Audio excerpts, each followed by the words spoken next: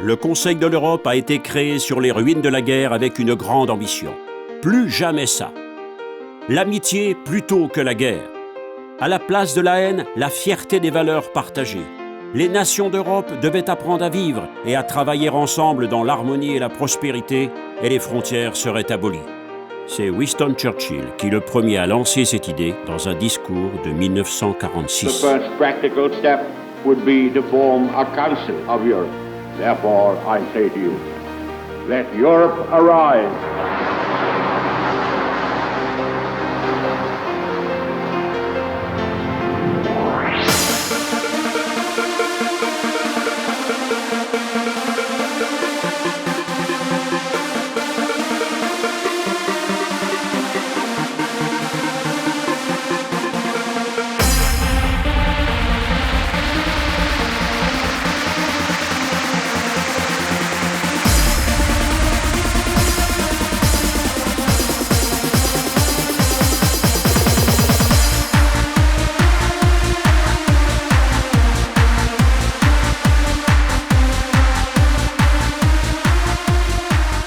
Excusez-moi, ça va un peu trop vite pour moi. Pardon, madame? Tais-toi, Julie, laisse-moi regarder le film. Non, Bruno, s'il vous plaît, pouvons-nous revenir un peu en arrière? En arrière? Je crois que... Voilà, je me demandais, qui a créé ce Conseil de l'Europe? Eh bien, après la Seconde Guerre mondiale, une conférence a réuni à La Haye des milliers de délégués de différents pays pour parler de l'avenir. Ils ont réclamé une assemblée élue, une convention européenne sur les droits de l'homme et une cour chargée de l'affaire appliquée.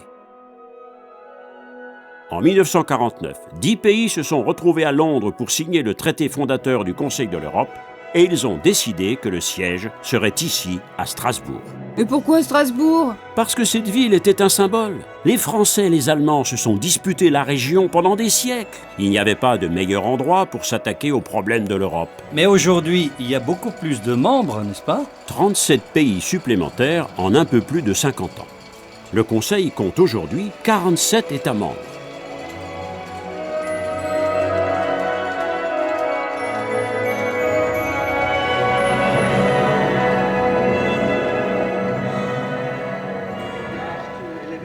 Ah, ça, c'est le Parlement européen. Non, justement.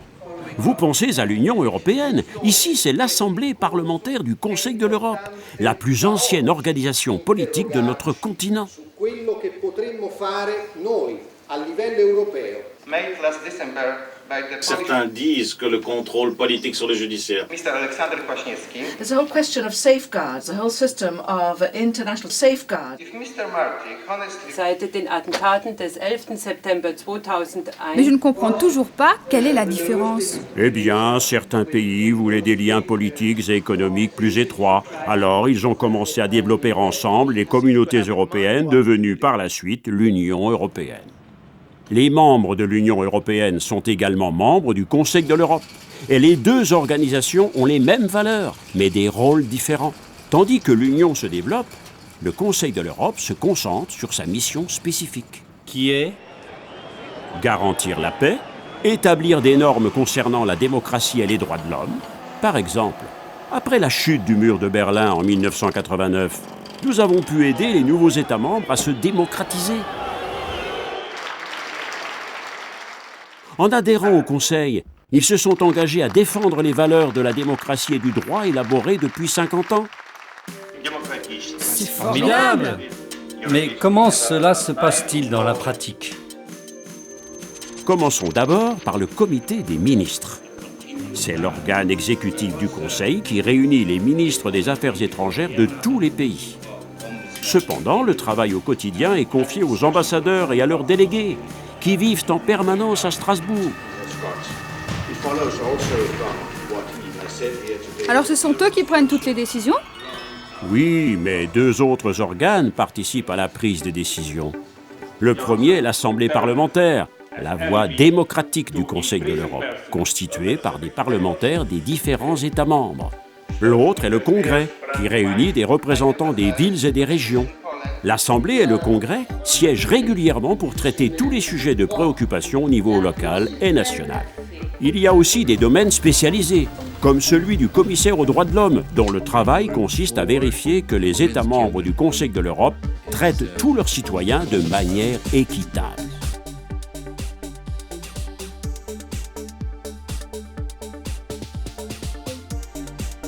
Et il y a près de 2000 agents venus de toute l'Europe qui composent le secrétariat. Et un secrétaire général élu démocratiquement qui pilote toutes nos activités.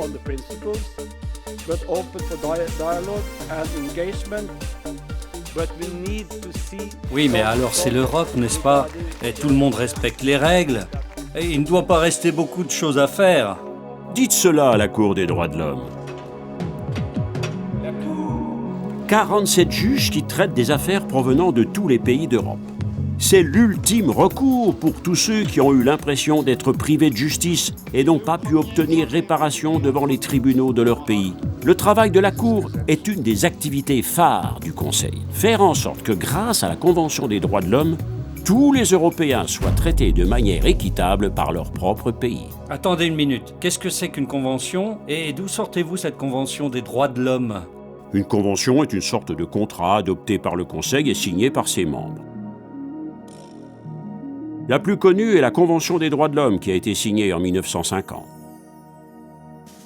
Au moment de la création du Conseil, les Européens avaient un besoin urgent de sécurité, de liberté et de protection. La première solution qu'ils ont trouvée était la Convention européenne des droits de l'homme. Et quelles sont donc vos autres conventions? En fait, il y en a beaucoup. Le Conseil de l'Europe a plus de 200 conventions portant sur de multiples sujets, depuis la protection du patrimoine culturel jusqu'aux questions éthiques telles que l'interdiction du clonage humain. Les minorités ont aussi leur mot à dire. Tous ceux qui ont souffert de discrimination d'une manière ou d'une autre peuvent se faire entendre. Est-ce que cela n'arrive pas trop tard? Eh bien, nous essayons aussi de faire en sorte que de telles situations ne se produisent pas.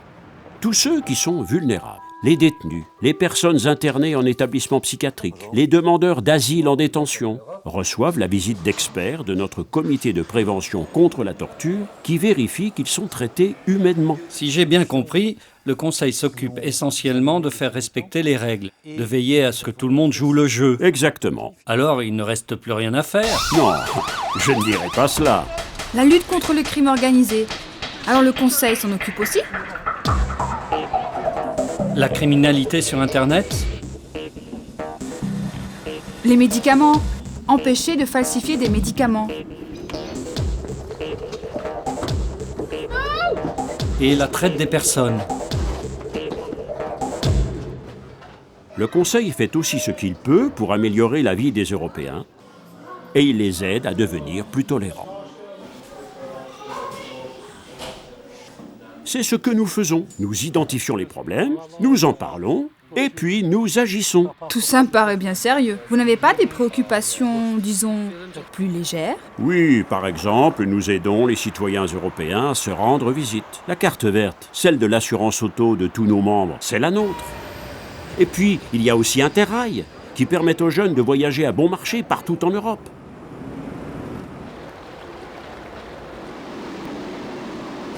Nous aidons également à financer des films de fiction. Ah oui, j'ai vu ce film, il était super. Nous publions aussi des revues et des livres sur de nombreux thèmes, depuis les droits de l'homme jusqu'au patrimoine culturel. Et puis, il y a évidemment notre Centre européen de la jeunesse, où de jeunes Européens se retrouvent pour dire ce qu'ils souhaitent pour l'avenir de l'Europe. Nous sommes pour une Europe unifiée.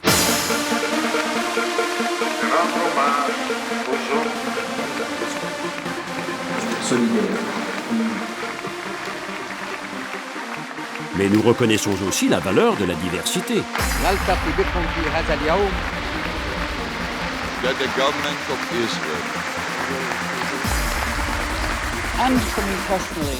Dans une Europe sans frontières, il faut pouvoir se rattacher à des traditions et des identités différentes, sans céder aux pressions de la majorité ou de la culture de masse.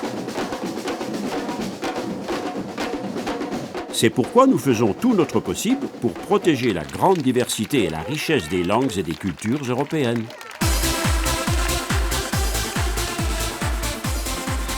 Je crois que j'ai compris.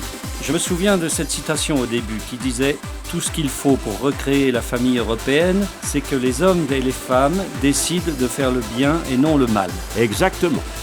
800 millions d'Européens, au lieu de la guerre, la paix. Plutôt que des conflits, un espace de justice.